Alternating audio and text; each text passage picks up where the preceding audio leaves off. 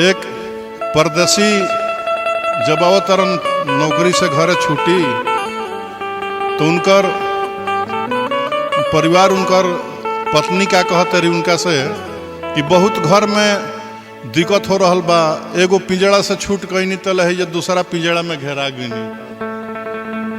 अब चली तनी खुला आकाश के हवा खाइल जाओ, ले चलनी अपना साथ में।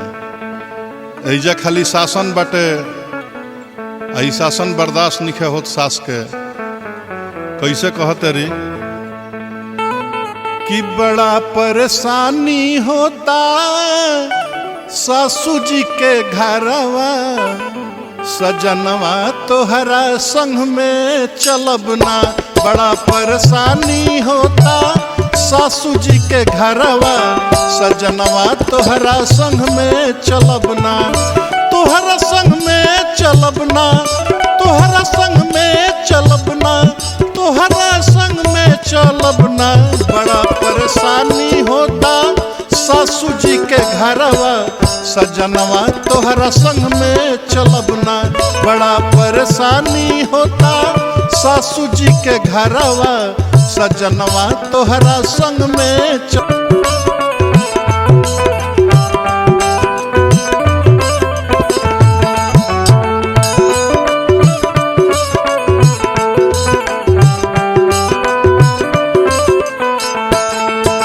सासू जी बैठल ऑर्डर करस, हम करी सब कमवा।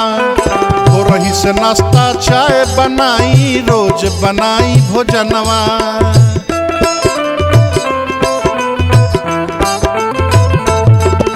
सासू जी बैठल ऑर्डर करस, हम करी सब कमवा। हो रही से चाय नाश्ता बनाई, हम ही बनाई भोजनवा। हो रही से चाय नाश्ता बनाई, हम ही बनाई भोजनवा। एको क्षण हमार लागत नइखे मनवा, सजनवा तोहरा संग में चलब ना। एको क्षण हमार लागत नइखे मनवा, सजनवा तोहरा संग में चलब ना।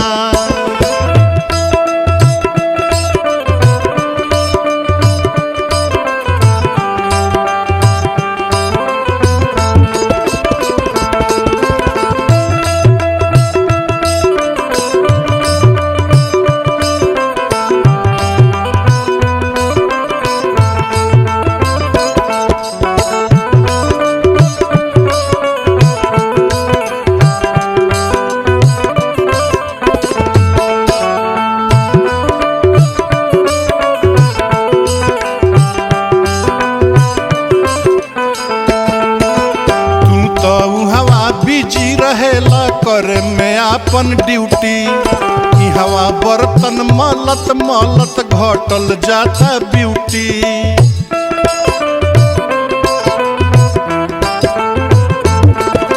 तू तो हवा बिजी रहेला करे में आपन ड्यूटी, हवा बर्तन मलत मलत घटल जाता ब्यूटी। हवा बर्तन मलत मलत घटल जाता ब्यूटी। तनिको देत नहीं खा हमारा पधे अनवा, सजनवा तोहरा संग में चलब ना। तनिको देत नहीं खा हमारा पधे अनवा, सजनवा तोहरा संग में चलब ना।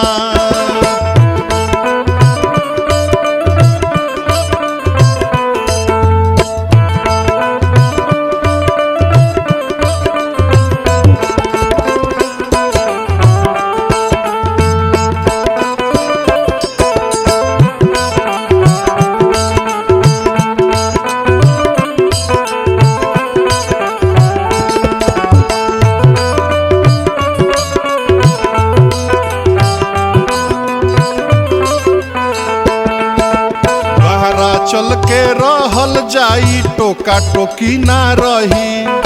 जौने मन उ कइल जाई, केहू न कुछो कही।